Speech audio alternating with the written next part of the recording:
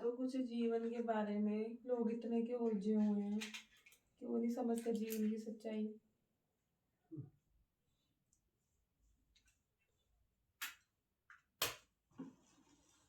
ये तो जैसे कहते हैं ना कि मरते मरते मर चले, जीवित रहे न कोई। मरते मरते मर चले, जीवित रहे न कोई। सिमरन प्रभु का जिसने किया, वो मर के भी जीवित हुए। जैसे बाबा फरीद जी, भगत कबीर जी, शेख फरीद जी, तो जैसे बड़े बड़ी उन्होंने अपने जीवन के ऊपर बहुत कुछ लिख दिया। तो बोल तो बहुत कुछ गए, कृष्ण जी ने बहुत कुछ बोल दिया, भक्तों ने बहुत कुछ बोल दिया, गुरु नानक देव जी ने बहुत कुछ बोल दिया, गुरुओं ने बहुत कुछ गुरु ग्रंथ साहब में लिख के हमें परोस दिया। लेकिन जैसे कहते हैं कि राम रहीम अनेक के हो मत एक न मानो, लेकिन हम लोग ऐसे हैं कि हम सुनते किसी की नहीं है। हम मानते सबको है लेकिन मानते किसी की नहीं है। मानते सबको है लेकिन मानते किसी की नहीं है। गीता गीता सब करे, गीता की माने ना कोई।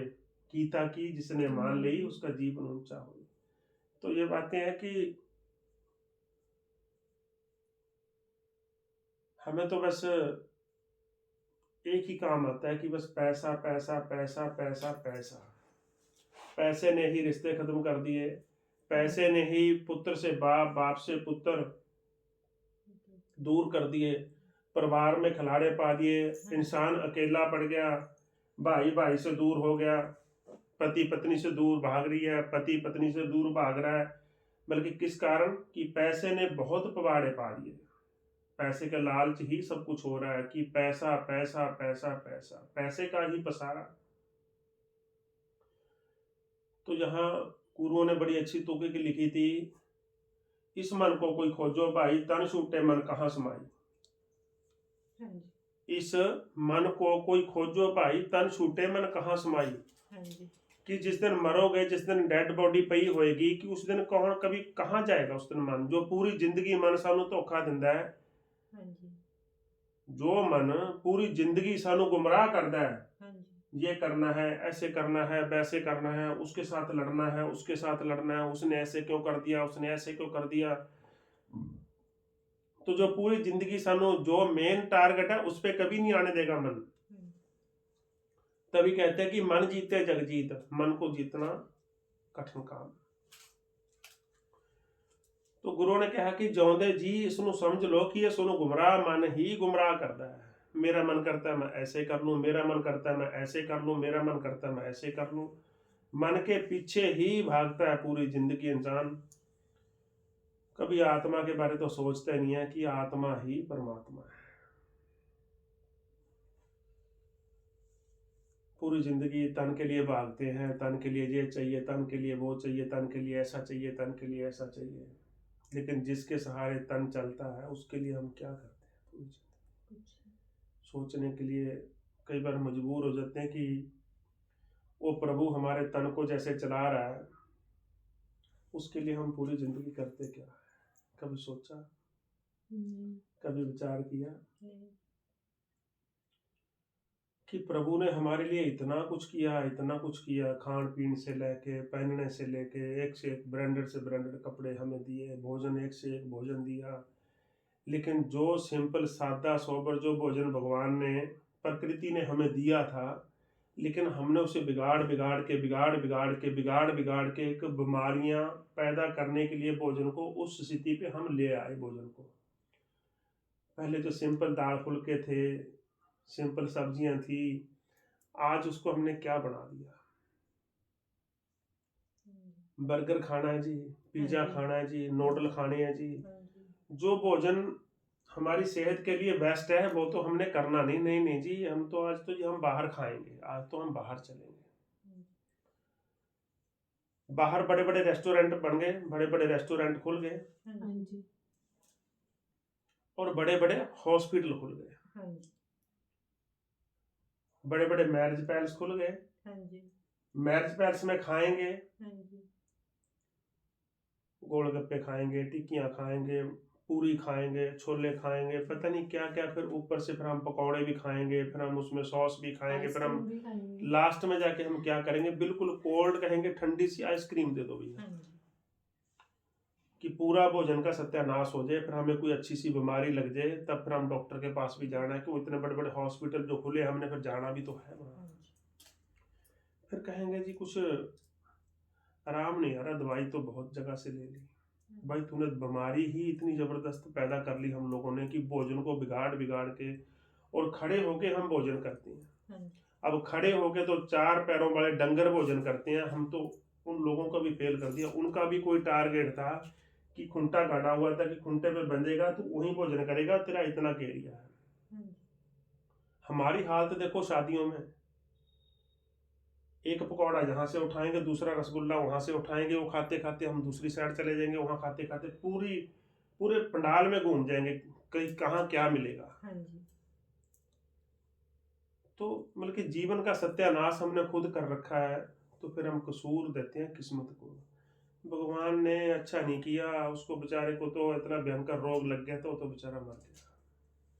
भगवान ने रोग लगा दिया, नाम भगवान का, भगवान ने ऐसा कर दिया, भगवान ने ऐसा कर दिया।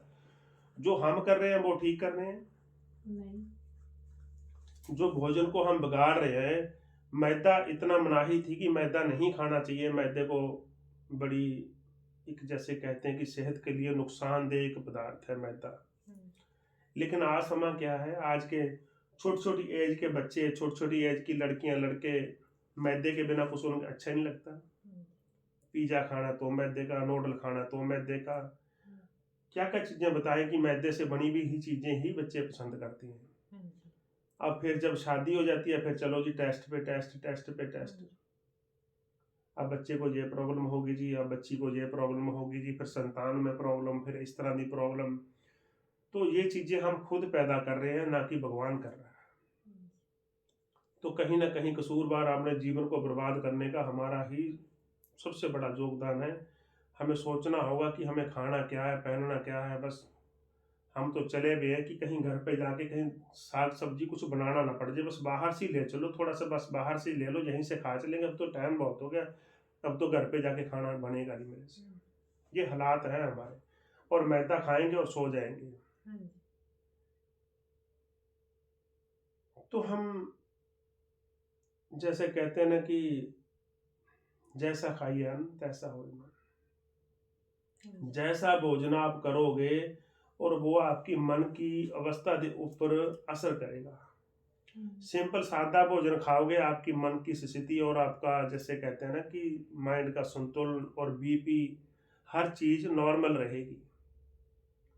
10 दिन आप सिंपल भोजन कर लो, 10 दिन आप बाहर का भोजन कर लो, आपको तब्दीली आपकी बॉडी खुद बता देगी कि बाहर के भोजन ने क्या कर दिया और घर के भोजन ने क्या कर दिया।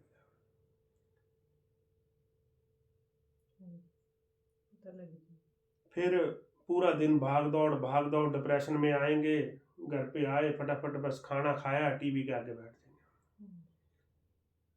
फिर टीवी की टेंशन, उसने ऐसे कर दिया, उसने ऐसे कर दिया, उसने उसको मार दिया, उसने उसको मार दिया, फिर उसकी वो टेंशन दिमाग में चलती रहती है, ऐसे ऐसा कर दिया, अब ऐसे होगा, अब ऐसे चल रहा है सीन, अब ऐसे होगा। अब पूरा दिन बाहर की फिल्म देख के आएंगे तो फिर घर पे आके घर की टीवी की फिल्म देखेंगे। रिलैक्स कब होएंगे? अब कोई घर पे स्थान नहीं बनाना। अब भगवान के लिए छोटा सा लकड़ी का मंदिर बाहर से ले आएंगे, मिस्त्री को कहेंगे छोटा सा बना दे बस, जो एक कॉर्नर में लग जाए। जिसने इतना बड़ा मकान दे दिया, 1000 गज का 500 गज का मकान दे दिया, तो मंदिर के लिए जगह है कि कॉर्नर में, वो भी खड़े खड़े धूप लगाई, बस चलो चलो जी, बस लेट हो गए जी, बस उनके लिए भी तो एक कमरा होना चाहिए। उनके लिए पूरे मकान में हमारे पास जगह है। जैसे हम तन का भोजन बनाने के लिए कि किचन तैयार करते हैं, तो एक आत्मा का भोजन तैयार करने के लिए हमारे पास एक ऐसी किचन होनी चाहिए, एक ऐसा मंदिर होना चाहिए घर पे कि उसमें बैठ के हम अपनी आत्मा के लिए एक भोजन तैयार कर सकें, उसमें बैठ के मेडिटेशन कर सकें, पूरे दिन की जो डिप्रेशन थी उसे हम दूर कर सकें, हम अपनी बॉडी को रिलैक्स कर सकें, रोगों से मुक्त कर सकें। मेडिटेशन एक ऐसी पावर है कि आपके भयंकर से भयंकर रोग खत्म हो सकते हैं। अगर ये नहीं है कि अब लास्ट स्टेज में बीमारी पहुंची भी है, तो तब आप मेडिटेशन करो। फिर तो कहीं ना कहीं जाने की ही तैयारी होती है। तो ये है कि जीवन में थोड़ा समय जैसे भी करो, लेकिन भगवान के सामने बैठने का जो समय है वो निर्धारित करो कि हमने इतने से इतना तो भगवान के आगे हमने बैठना ही बैठना है। मेडिटेशन के बिना आपका कोई गुजारा नहीं है। जितना भी भाग लो, जितना भी दौड़ लो, सेवा सिमरन के बिना आपका गुजारा नहीं है। ओम शिव।